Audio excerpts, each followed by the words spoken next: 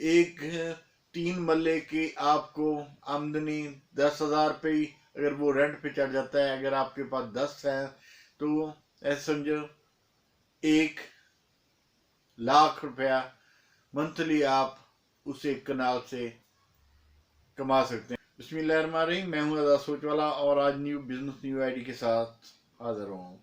आज मैं आपको जिनके पास ज़री रकबा या शहर की कोई प्रॉपर्टी या आपके इर्द गिर्द कोई प्लाट बरफ़रोख्त है, तो आपके पास रकम है तो आप उसको परचेज करें, लाजमन परचेज करें, क्योंकि आने वाले वक्त में हमें बहुत ही कम रेट में प्लाट्स मिलना बहुत मुश्किल हो जाएगा जैसे आबादी बढ़ रही है।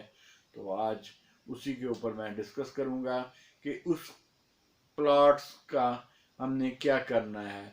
आम तो हम कॉलोनी वगैरह बनू के हम फरोख्त कर देते हैं, लेकिन मैं आज उसका हल बताऊंगा और बहुत ही यूनिक बिजनेस है। तो चलो शुरू करते हैं। बिस्मिल्लाहिर्रहमानिर्रहीम जी। आज आपके पास एक कनाल 10 मरले या आपके पास 2 कनाल 1 मुरब्बा किसी जगह पे आप टॉन काटने की बजाय आपने उस ज़री रकबे को आपने एक इंडस्ट्रियल के तौर पे उसको परचेज करना है, क्योंकि आपने कोई भी बिजनेस करना है तो ऑलरेडी उसको उस हवाले से आपने काश्त करनी है। अगर आपका ज़री रकबा है तो आपने बहुत ही ज़्यादा, ये काश्तकार भाइयों के लिए भी है, बहुत ही ज़्यादा उसमें इन्वेस्ट, अगर आपके पास पैसा है, अगर आप उसके ऊपर इन्वेस्ट करना चाहते हैं तो आम मरह की आपने कोई भी, जैसे अक्सर कपास हो जाती है सीजनेबल, गंदम हो जाती है, या हमारे इर्द गिर्द जो फैक्ट्री जो शुगर मिल्स लगी हुई हैं या कमाद, इससे हमारी वो जो काश्त है दूसरी आम चीज़ों की वो डिस्टर्ब हुई जा रही है और हम पीछे से पीछे हमारा मुल्क जा रहा है। तो इंडस्ट्रियल लगा के हमें गन्ना खरीद के बड़ा जलील करते हैं। तो आपके पास 1 एकड़ 2 एकड़ 4 एकड़ छोटे पैमाने पे है या मुरब्बे के मालिक हैं, आपने उसमें जो चीज़ें काश्त करनी है वो कास्ट लें, क्योंकि जब आप एक चीज़ से हट के आप उस चीज़ को काश्त करेंगे तो इंशाल्लाह उसका बेनिफिट उससे ज़्यादा होगा जो आम हम गन्ना गंदम या कपास की काश्त करके लेते हैं। हमने आम मरह की सब्जियां जिस सीज़न में हम रह रहे होते हैं उसमें आप सब्जियों की काश्त करें तो ही फ़ायदा हो सकता है, क्योंकि आज के दौर में जैसे प्याज कम से कम 250-300 रुपए किलो, मैं हैरान होकर रह जाता हूँ कि यार इतना महंगा प्याज हमें इंडिया से मंगवाना पड़ता है। तो हमें चाहिए कि हम अपनी काश्त खुद आज से शुरू करें, क्योंकि आने वाले वक्त में हमें ये जनास हमें खाने पीने की बहुत ही परेशानी होगी, क्योंकि हम जिस दौर में जा रहे हैं इस तरह हम पीछे से पीछे रह जाएंगे। आप कोशिश करें वक्त के मुताबिक जिस चीज़ की ज़रूरत है उस चीज़ की काश्त करें।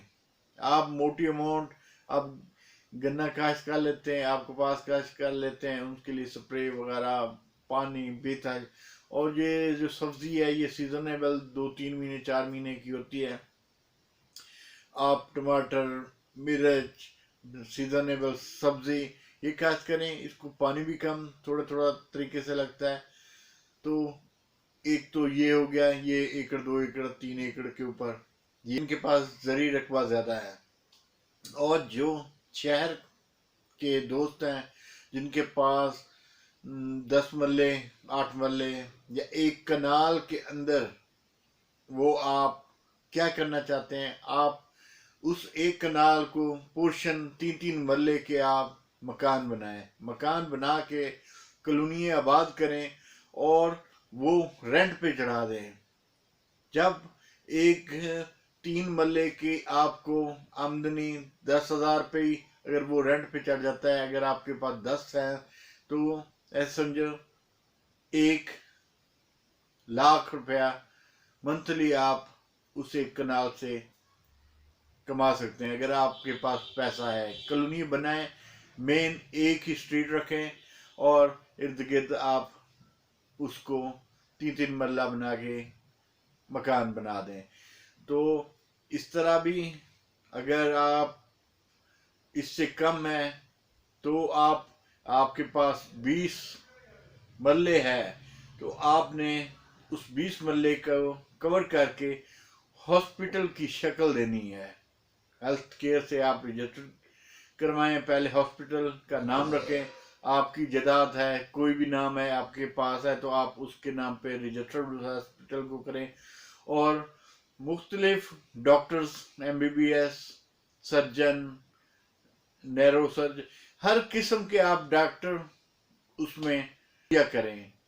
डॉक्टरों को आपने जो भी फीस वगैरह जो भी है या आप उनसे रेंट लें और जो सर्जन है वो आप के साथ जो एग्रीमेंट हो, जो भी आपने कोई काम लेना है या कोई ऐसी सर्जरी करनी है, ऐसा ज़रूरत है, वो आप बाहर से हायर करके उसको पेमेंट करें और उस हॉस्पिटल में जदीद आलात, मशीनरी जो भी रिक्वायर हो वो करें। थोड़ा सा हैवी बिजनेस है लेकिन बिजनेस मैं ये नहीं कहता कि हॉस्पिटल बना के आप बिजनेस कमाएं, मैं हरगिज़ ही नहीं कहूँगा।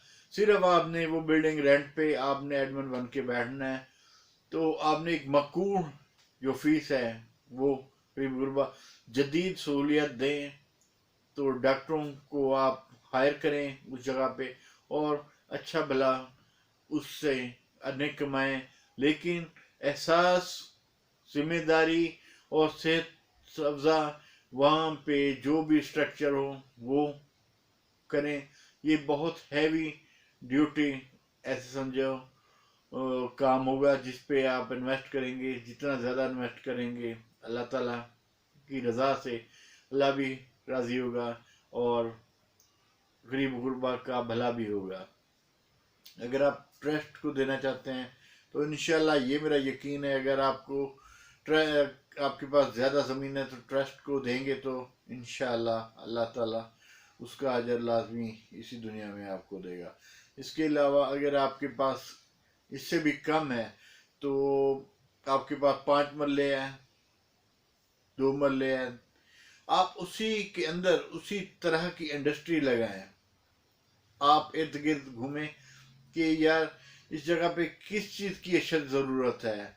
अक्सर बच्चों के खाने पीने की अशिया की अक्सर ज़रूरत होती है, सलांटी, निमको वगैरह, उनकी आप 5-5 मरले में मशीनें लगाएं पैकिंग की। मैं अक्सर मेरी वीडियोस में दिखाता रहता हूँ तो उनकी ये चीज़ें ये लगा के आप सेल में मुलाजम रखें।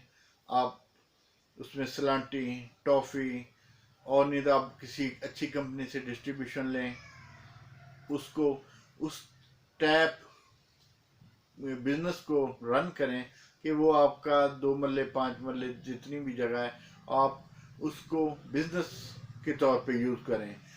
तो कहने का मकसद है जिनके पास प्लॉट्स हैवी पैसा वो उसी के मुताबिक, फिर एंड में यही मैं बात कहूँगा कि ज़्यादा सोच वाला इसलिए आपको गाइड करता है, जिनके पास पैसा है वो बैठे हैं, समझ नहीं आती पैसा कहाँ इन्वेस्ट करें, इस जायदाद, इस ज़मीन, इस ज़री ज़मीन या मुरब्बे या मल्ले या एकड़ जो भी है वो कहाँ, इनको किस तरह।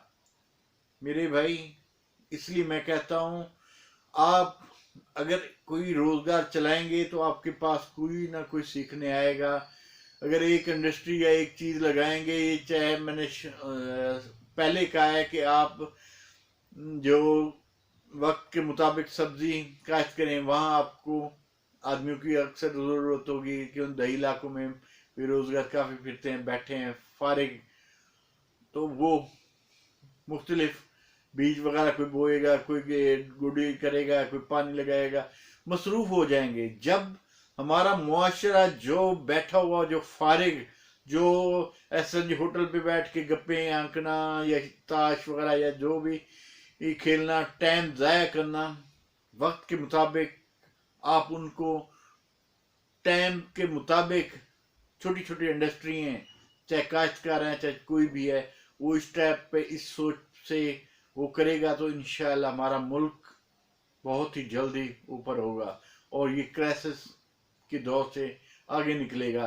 ये हमारे हुक्मरानों ने नहीं करना, आपने, हमने, सब ने मिल के करना है। ये जो हम बाहर से मंगवाते हैं जो अशिया, उनसे बाइकाट करके हमने अपने मुल्क के अंदर ही पैदावार करके हमने ये सब कुछ मुल्क को देना है और अपने भाई दोस्तों जो बेरोजगार बैठे हैं उनका हाथ बटा के उनको अपने साथ लेके चलना है। तो दुआओं में याद रखेगा आज़ाद सोच वाला। अल्लाह हाफिज।